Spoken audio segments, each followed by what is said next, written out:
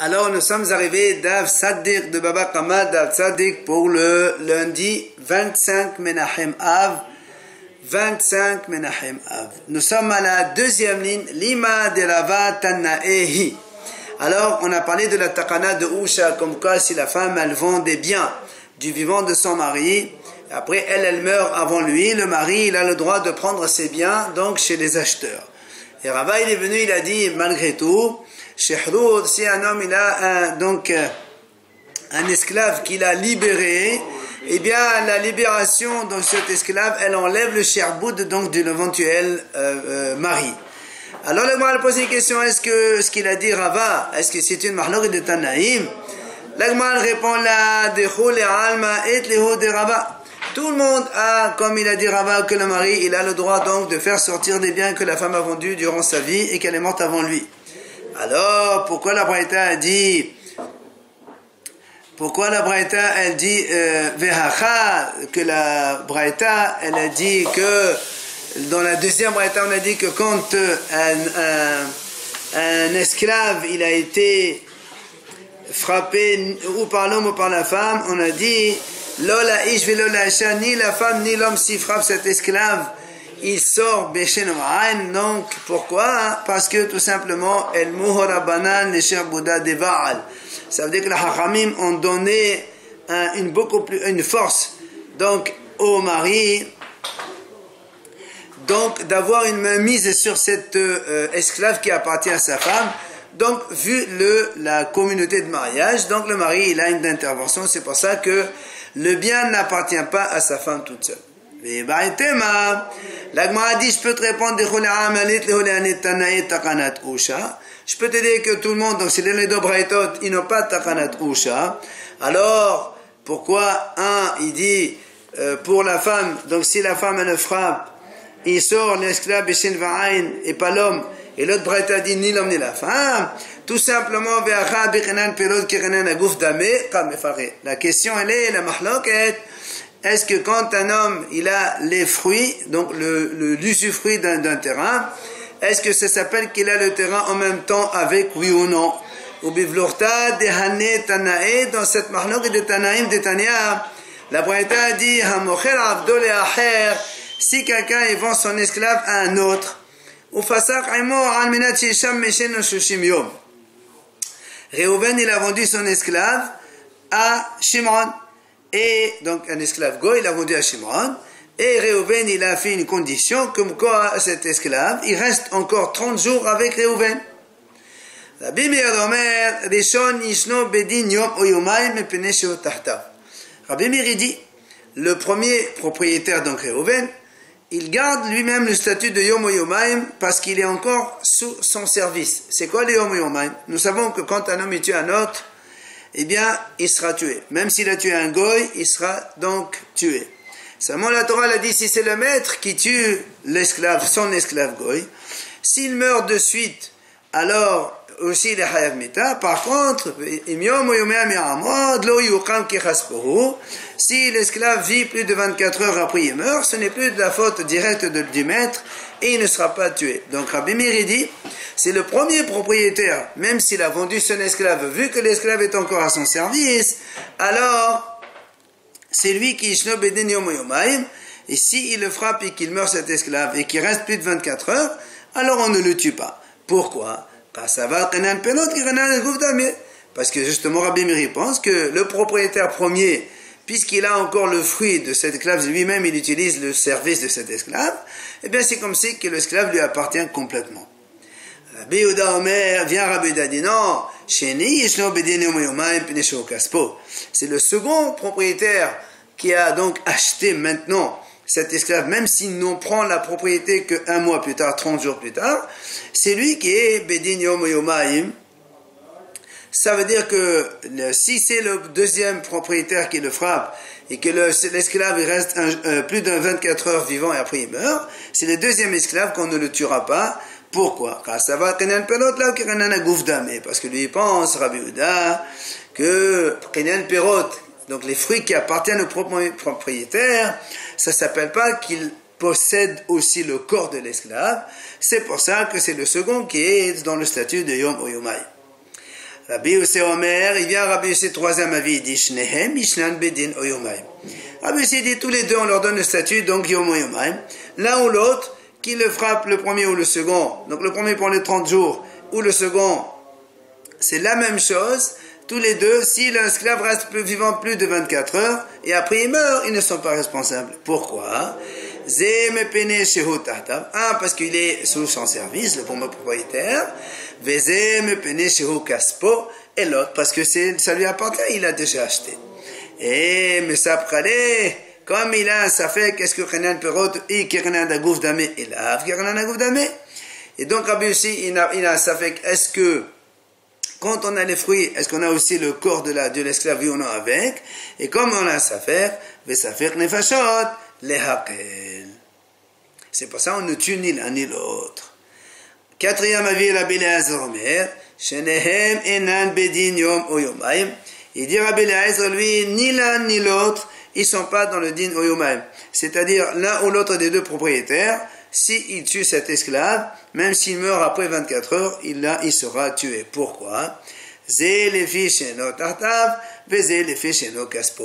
Le second, parce qu'il n'est pas donc sous son service, et le premier, parce que c'est pas son bien, et il a déjà vendu. Donc, selon Rabbi Eliezer, tous les deux seront tués, l'un ou l'autre qui l'a tué. Amar Rabba Ma'etama de Rabbi Eliezer. Il a dit Rabba, quelle est la raison de Rabbi Eliezer? Pourquoi il dit ça? Amar Kera, il te répond parce que le pasuk il dit Ki chaspohu kaspo hamiyuhad lo.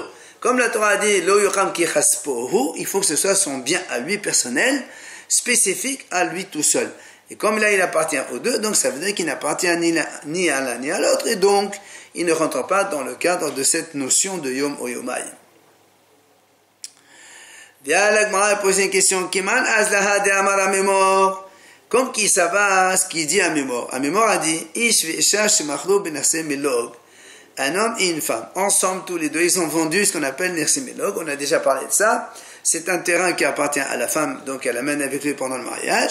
Le mari profite donc de l'usufruit de ce terrain. Et quand la femme, elle s'en va, eh bien, elle prend son terrain avec elle. Alors, si tous les deux ils ont vendu ce terrain, Lo a sauvé le cloum. Il dit, lui, à mémoire, la vente, elle est nulle. Pourquoi? C'est-à-dire, quand on dit la vente, elle est nulle, si l'un ou l'autre meurt, ben, le survivant, il peut aller faire sortir ce terrain-là de l'éventuel acheteur. Comme qui ça va? Ben, évidemment, Keman que Rabbi Eliezer, comme Rabbi Eliezer, parce que Rabbi Eliezer l'a dit, pour être propriétaire et vendre, il faut posséder exclusivement la chose. Mais comme ici ce terrain, ni l'un ni l'autre ne le possède, alors ils ne peuvent pas le vendre chacun. Maintenant, la Gemara pose une question. Qui a dit ce que l'a enseigné le Hachamim? Si quelqu'un il est moitié esclave, moitié libre, par exemple, soit il appartient à deux propriétaires ou à un seul et qu'il a livré une moitié d'argent ou un jour donc sur deux pour la semaine. Voilà, un aved qui appartient à deux associés. Eh bien, nous on sait que, comme on a dit, que la Torah a dit comme ça, si quelqu'un il frappe son esclave, donc il lui casse une dent ou il lui aveugle son œil, il sort libre. Or, il n'y a pas que l'œil et la dent, il y a 24 évarim qui s'appellent Raché Valim Shenan Hozin, qui ne peut pas donc cicatriser, revenir à l'état initial. Dans le cas où on le frappe, il sort libre. Mais s'il s'agit d'un esclave qui est moitié libre, moitié esclave, dans ces cas-là, il ne sort pas libre. Qui est l'auteur de cela? Amale Rav Mordechai le Ravashi. Il a dit Rav Mordechai Ravashi Achi Amre Meshime de Rava. Au nom de Rava, on a dit Rabbi Eliezer, c'est Rabbi Eliezer qui a dit ça. Pourquoi? Mais il a dit Rabbi Eliezer Kaspa Miyuhadlo, Hachan Miyabdo Miyuhadlo. De la même façon que Rabbi Eliezer l'a dit Kaspa Miyuhadlo, il faut que ce soit son bien exclusif. Là aussi, il faut que ce soit Eved Miyuhad, l'esclave exclusif. Et comme là, il n'est pas exclusif, ils sont associés à deux, alors ça ne marche pas.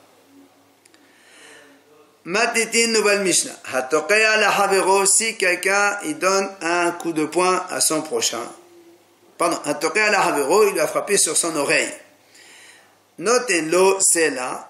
La Mishnah a dit, il lui donne comme donc indemnisation pour la honte un sela. Rabbi Yehuda Omer Mishon Rabbi Yosef Galilée mané. Rabbi Yehuda dit, il faut le donner mané 100. C'est-à-dire, notez le matin zouz. S'il lui a donné une gifle, il donne 200 zouz. Les ahadiado, s'il lui donne une gifle donc par un revers, c'est plus honteux, notez là-bas mais haute zouz. 400 zouz. Tsalam beozno, si il lui a tiré l'oreille, ou talash besaro, il lui a arraché les cheveux, ou raqaq begiabo roko, il lui a craché et c'est arrivé sur la personne, ou encore réavé taleto memenu, ou bien il lui a enlevé donc son vêtement de lui, ou enfin par de shapacho, quelqu'un il a découvert les cheveux d'une femme mariée dans le marché, dans la rue. Dans tous ces cas, notenlo alba me'ot zouz, 400 zouz. C'est à quel âge vient la Mishnah dit, hakol l'effet chevodo. C'est-à-dire, tout dépend donc selon le kavod de la personne qui a subi la honte.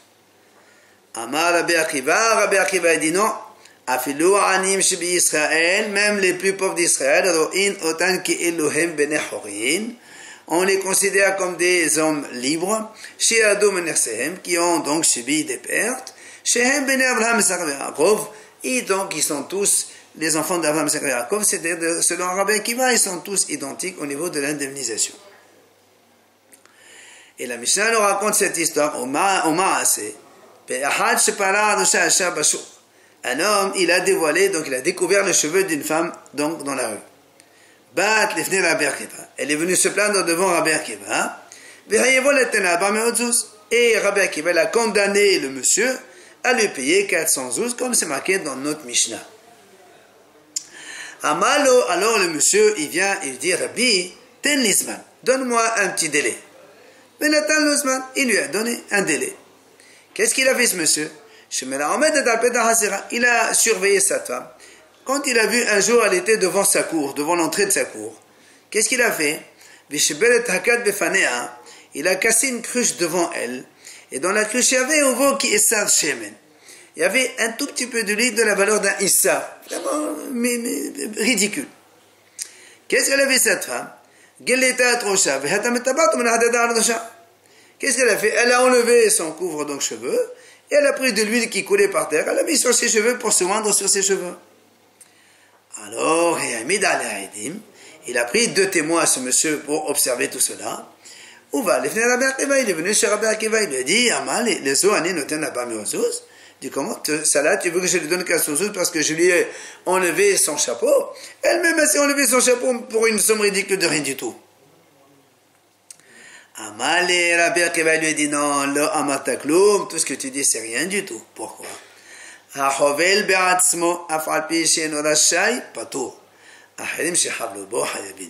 Nous on sait que même si quelqu'un il se fait blesser lui-même, c'est ceux qui n'ont pas le droit, malgré tout, pas tout, il ne va pas se payer lui-même. Par contre, si d'autres personnes l'ont blessé, c'est ceux qui vont payer. Là aussi c'est la même chose.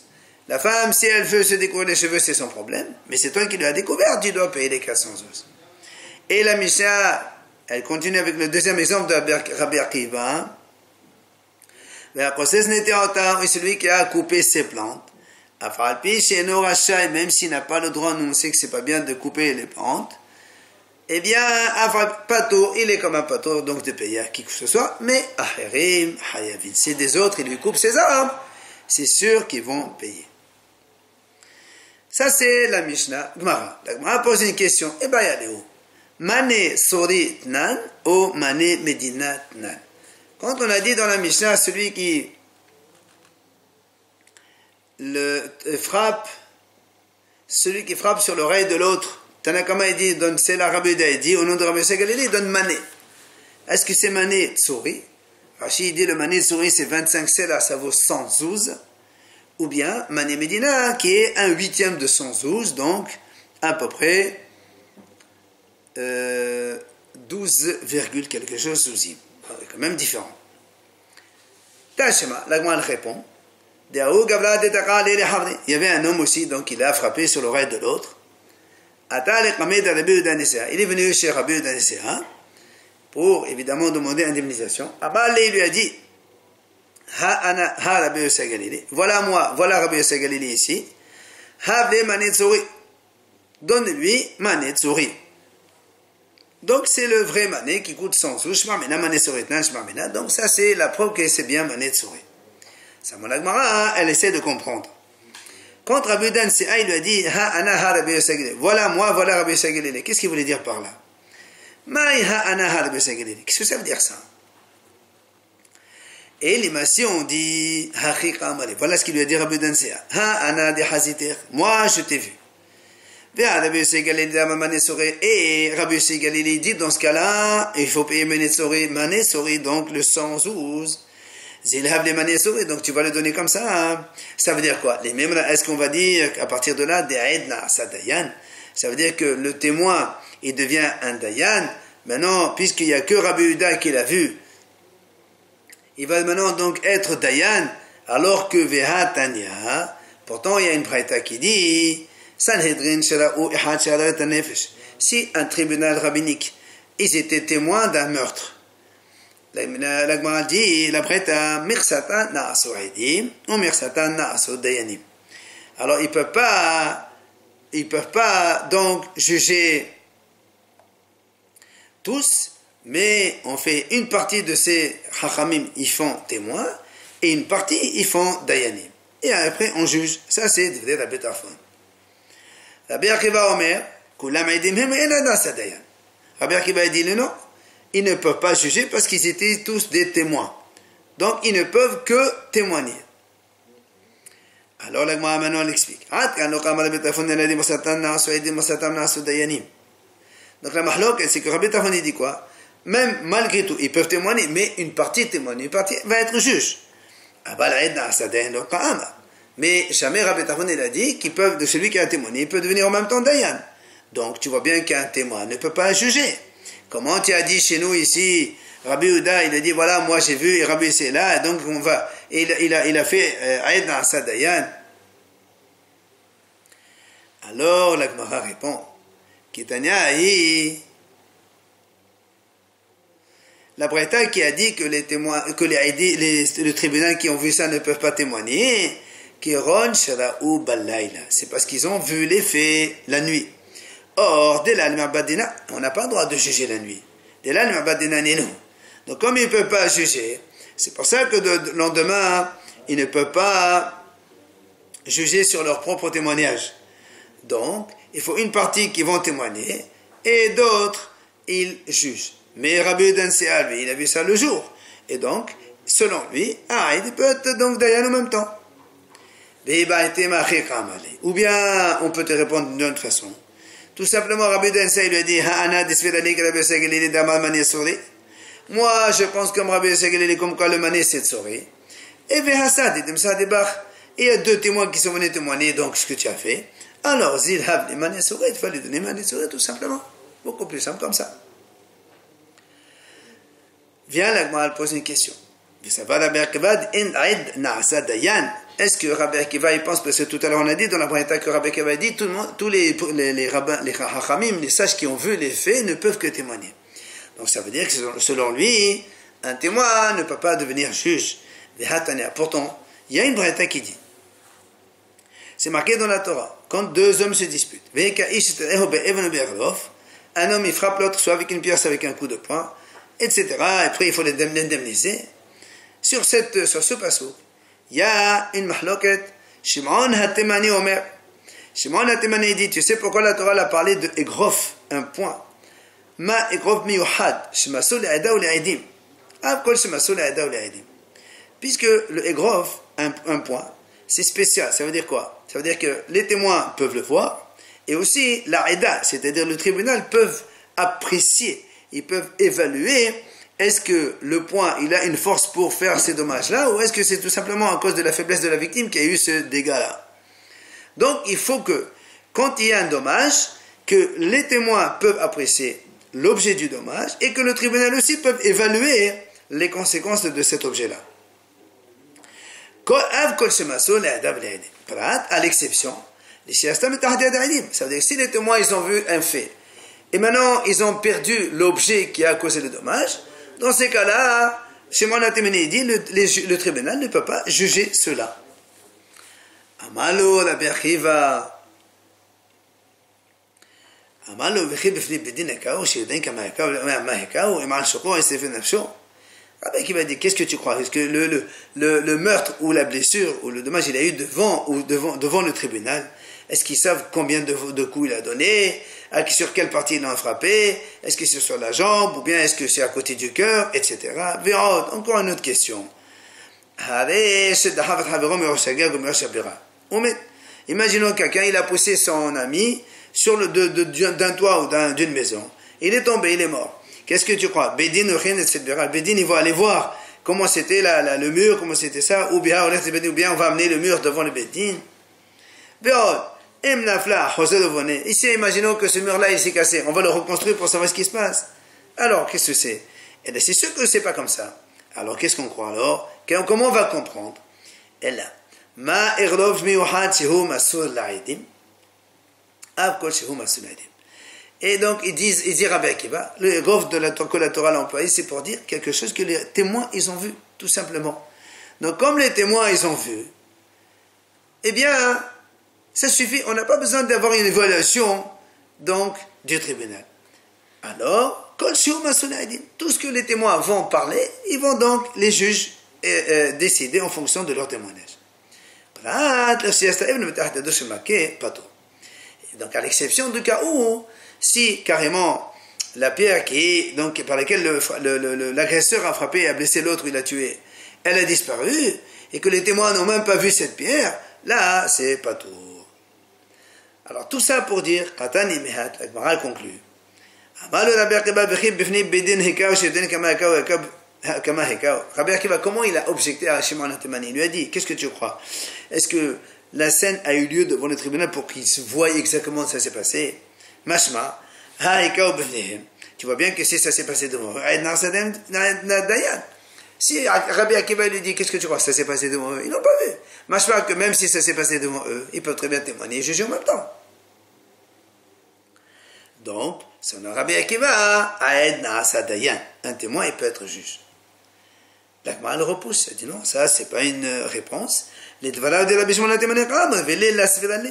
Peut-être lui, Rabbi Akiva, il parle selon Rabbi Shimon. Toi qui dis Rabbi Shimon, soi-disant il faut que le tribunal évalue, s'il ne voit pas. Alors Rabbi Akiva dit, mais ça c'est pas sûr, parce que moi, Rabbi Akiva dit de toute façon, pour moi, le tribunal n'a pas besoin donc de voir la chose, l'objet, donc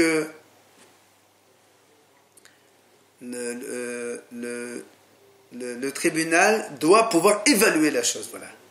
Et donc le tribunal ne peut pas, un témoin ne peut pas être dayan en même temps. Et quand il a répondu Rabbi Akiva, c'est selon les paroles de Shimon. Toi qui penses qu'il faut que l'Aïdim, Rabbi Akiva dit non, l'Aïdim ça suffit. Mais moi personnellement, Rabbi Akiva dit moi je pense que un Aïd ne peut pas devenir dayan. Tanu Rabbanan Chachamim enseigne. Shotam shehemit, v'shehezir, v'hezir. Si un taureau-tam, il a tué quelqu'un, un homme, et après il a endommagé, ou il a endommagé, qu'est-ce qu'on fait? Daninoto dene mamonot, daninoto dene nefashot, on va d'abord le condamner pour le meurtre qu'il a fait, et donc il va être lapidé. Et daninoto dene mamonot, il n'y a pas donc dene mamonot, parce que quand il est lapidé, le shortam, il ne paye que de son propre corps, et le lapidé, il ne vaut plus rien, alors on ne fait pas de procès pour les dommages. Mouad, si maintenant le taureau, il était averti, chez Hemit Vezir, il a tué, il a endommagé, d'abord on le fait payer, puisque il est le Mouad, le propriétaire, il paye de sa poche. Et quand on a fini de payer les dommages, on va après faire le procès donc du meurtre qu'il a commis et on tue le taureau. Si maintenant le tribunal, ils l'ont d'abord fait le procès donc du meurtre, alors on ne peut plus leur faire revenir en arrière pour faire le procès pour les dommages qu'il a commis à un autre individu ou un taureau. Et pourquoi? Et alors si on l'a condamné à mort par exemple parce qu'on a fait le procès comme quoi il a tué un homme, il faut lapider le taureau. Avant de l'amener à tuer le taureau, de le lapider, on le prend, on évalue le deuxième procès avec le dommage qu'il a causé à l'autre, et on le fait payer.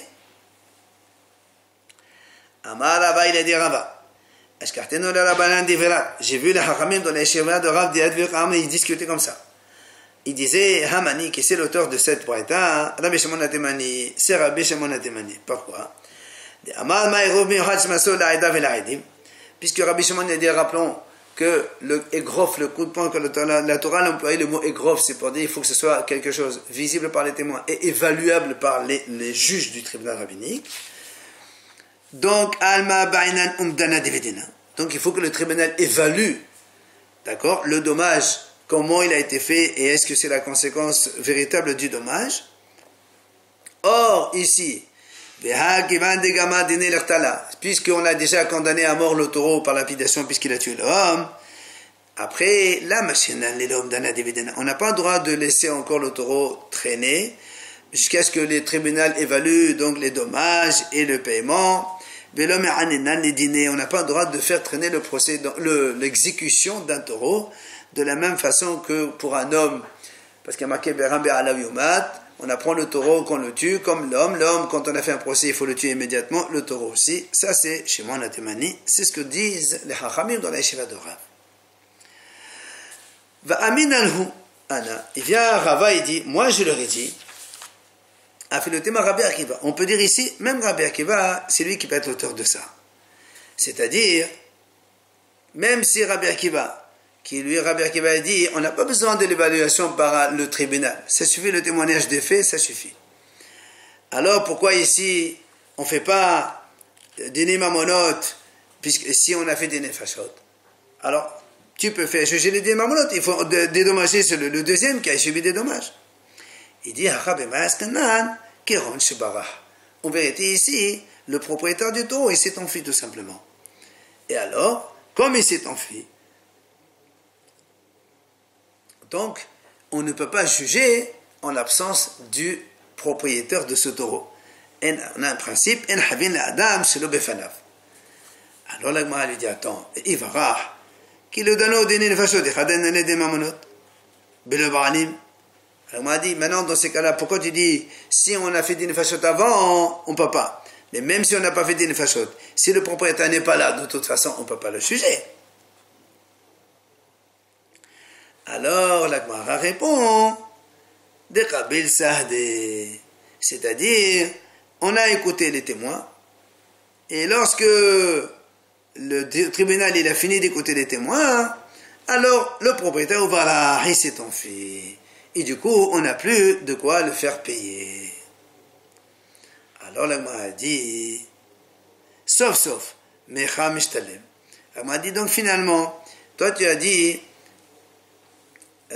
puisque quand on a défoncé des nefashot, on ne fait pas des mamonot.